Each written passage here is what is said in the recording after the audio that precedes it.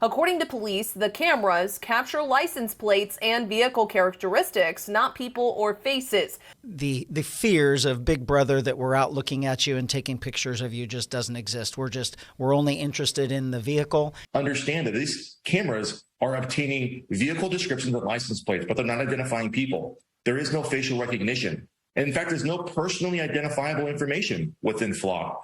The Flock cameras only get information on your car by using an image of the back of it. They don't look inside your car. They cannot use facial recognition. We don't track people. We track cars. What's this? The patent held by Flock Safety describing how their system works? Well, I'm sure there's nothing sketchy in here, like facial recognition, commanding footage from private security devices, or teenage daughters. Why would a tech startup lie to us? I mean, if you can't trust big tech, who can you trust? Flock Group Incorporated has 2 patents, one titled Method and System for Capturing and Storing Significant Surveillance Images, describing how the cameras themselves operate, and one titled A System and Method-Based Query of Video Content Captured by a Dynamic Surveillance Network. The surveillance network is dynamic because the system is not constrained by the geography of a traditional surveillance system, say CCTV. The system can utilize varied locations based on the locations of unrelated surveillance devices uploading video to the system. For example, surveillance cameras in a neighborhood watch system store cameras at a local convenience store, traffic monitoring cameras at a nearby street intersection, a smartphone, a navigation device, a tablet, a camera system, a commercial security system, a home security system, a wireless handheld computer, or a drone. This also includes Axon, the police body and dash camera provider who has partnered with Flock Safety in order to provide additional mobile surveillance and tracking, but oh boy, more on that later. Each surveillance device establishes time and place and then begins identifying objects, e.g. a human being, a vehicle, an animal, etc. For each identified object, the method applies one or more neural network algorithms. Neural networks, also known as machine learning, AI, whatever, in order to classify the identified objects and aspects of identified objects, e.g. the object is a human, is male, is wearing a jacket, and is about 5'11" and 190 pounds. After objects are identified, the system creates a database record, storing the video in said database. The database record includes the respective video, time, place, and object information. The patent goes on to describe a hypothetical of how the system is envisioned to be utilized. Just to be clear, this is not some paranoid scenario I dreamt up on what might happen. This is a hypothetical from Flock on the envisioned use of their technology. Please read the patent yourself to verify. I've only made changes for readability and understanding. I have not added anything to the following scenario. Oh yeah, and if you don't really care how it works and just want to take my word for it, skip forward like 5 minutes. And before you criticize my drawing, this is actually their drawing. Look at the little guy. Consider a burglary event in a neighborhood that employs a neighborhood watch system. The system spans 4 blocks, blocks 4, 5, 7, and 8. The burglary took place at a house marked X on Block 5 sometime within a 24-hour period. The neighborhood watch system uses multiple devices, Flock 1 through Flock 8, located around the neighborhood and focused on the streets. House X does not have any sort of independent security system in place, however multiple houses in the neighborhood employ private home security systems, Home 1 and Home 2, that include cameras intended to capture footage in their area. Also, a nearby traffic light intersection outside the neighborhood includes a traffic monitoring camera, Traffic 1, that captures video of any and all vehicles that pass through the intersection, including a picture of the associated license plates. Nearby convenience stores outside the geographic footprint of the neighborhood use commercial security systems, Store 1 and Store 2, with surveillance cameras. A pedestrian with a cell phone, Cell 1, frequently walks through the neighborhood. All of the aforementioned devices are configured to record video and, optionally, upload the recorded footage to an embodiment of a Dynamic Surveillance and Object-Based Query, DSOQ, system. From here on out, the DSOQ will be referred to as Flock. Further, surveillance devices may upload recorded footage for the first time based on an opt-in permission and, subsequently, upload recorded footage at a request or command of the Flock system. The patent breaks the surveillance hypothetical into 3 periods we'll call A, B, and C. During period A red car 1 entered the neighborhood between blocks 5 and 8, drove straight through, and exited between blocks 4 and 7. During the same period, a blue car 1 entered the neighborhood between blocks 1 and 4, turned left between blocks 4 and 5, drove straight through, and exited the neighborhood between blocks 7 and 8. Video of Red Car 1 was captured by Traffic 1, Flock 4, Cell 1, and Flock 3. Similarly, Blue Car 1 was captured by Flock 1, Flock 5, and Flock 7. The pedestrian manning Cell 1 didn't video Blue Car 1 due to recognizing the car and its driver as a local resident. By contrast, the pedestrian recorded video of Red Car 1, whether unintentionally while recording something else or intentionally when noticing that the car was being driven slowly by a person the pedestrian didn't recognize. During time period B, Blue Car 2 entered the neighborhood between blocks 4 and 5, drove straight through, and exited between blocks 7 and 8. Video of Blue Car 2 was captured by surveillance devices Store 1 when Blue Car 2 had stopped for gas, Flock 5, and Flock 7. During time period C, Red Car 2 entered the neighborhood between blocks 1 and 4, turned left between blocks 4 and 5, drove straight through, and exited the neighborhood between blocks 7 and 8. Video of Red Car 2 was captured by Flock 1, Flock 5, and Flock 7. Also during period C, Red Car 1 makes a second appearance in the neighborhood. Red Car 1 enters between blocks 4 and 5, turns right between blocks 5 and 8, turned right again between blocks 5 and 6, then exited by turning left between blocks 3 and 6. Video of Red Car 1 was captured by Store 1 when the driver of Red Car 1 got gas and bought a candy bar, Flock 1, Flock 4, and Traffic 1. Investigators relying on the previous types of surveillance systems would have to independently seek out and watch footage from each device for a window of time.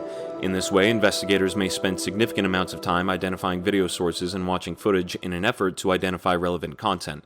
Advantageously, the Flock system may aggregate video footage collected from multiple sources, analyze the footage, and store the footage based on the results of the analysis so that the footage may be searched based on content and not just time and location.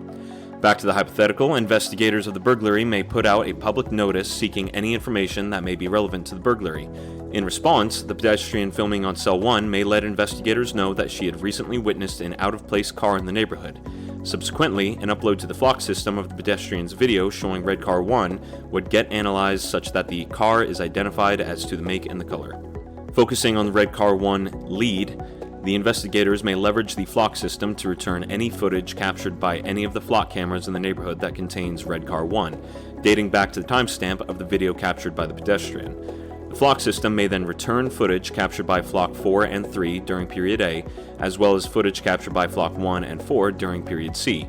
Notably and advantageously, the investigators could rule out any footage captured during period B as no red car was identified by the Flock system in that period. Further, depending on the statistical confidence, how sure the AI is that it's correct, of the object detection for footage taken during time period C, video footage containing Red Car 2 may also be ruled out. Using information from viewing all footage with Red Car 1, the investigators may be able to narrow the time window during which Red Car 1 was in or around the neighborhood, increasing the zone of interest to other surveillance systems within the area and expanding the search for any video footage with content having a red car. Investigators may leverage the Flock system to identify video footage taken by Store 1 when the driver of Red Car 1 purchased gas and a candy bar. Advantageously, because the footage from Store 1 may be searched and returned by the Flock system based on having the red car, investigators may avoid watching untold hours of irrelevant footage captured by Store 1. With the relevant footage returned from Store 1, the investigators may be able to identify the face of the driver of Red Car 1 when he purchased the candy bar. Now, with face recognition data points, the investigators may be able to query the Flock system for any footage captured by Home 1 or Home 2 having a person with matching face recognition data points. In this way, investigators may be able to determine that the driver of Red Car 1 peered into the windows of Home 1. Adding it all up, investigators may be able to use the timestamps of the various footage returned by the Flock system to create a timeline that puts the driver of Red Car 1 at Store 1 30 minutes before being captured by Home 1 and 45 minutes before exiting the neighborhood and being captured by Flock 4. The timeline may then create probable cause for questioning the driver of Red Car 1 with regards to the burglary at House X. Further, query of Flock for Red Car 1 may return video footage by Traffic 1 that captures and decodes the license tag of Red Car 1 at the time of its exit from the neighborhood. So what does all that mean? Flock Safety was designed to use facial recognition and track people. They can get as many local news outlets to show for them as they want. My favorite thing is actually the hyper-local kind of PR channels. But federal patents say otherwise.